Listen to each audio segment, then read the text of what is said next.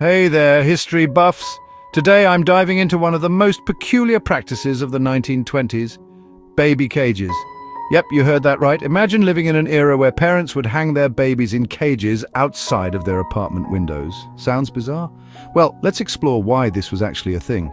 Back in the early 20th century, urban living was on the rise, and so were the concerns about children getting enough fresh air and sunlight. Enter Dr. Luther Emmett Holt. He was a prominent pediatrician who wrote a bestseller called The Care and Feeding of Children. Holt believed that fresh air was essential for a child's health and development. He even suggested that the best way to get that fresh air was to put babies outside, even during the winter. Now, if you lived in a cramped city apartment without a garden or a yard, this advice was pretty hard to follow. So creative parents and inventors came up with a solution: the baby cage. These were essentially wire contraptions that you could attach to your window, giving your child a mini outdoor space several stories up.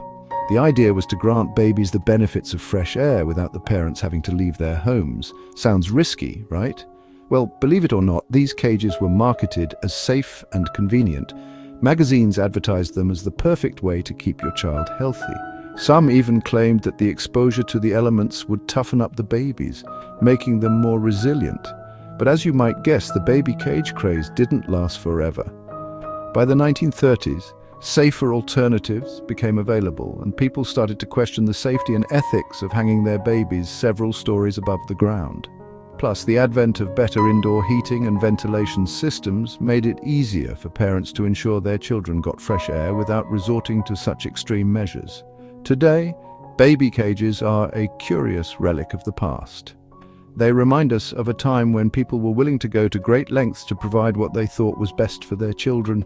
It's a fascinating snapshot of how much parenting practices have evolved over the years.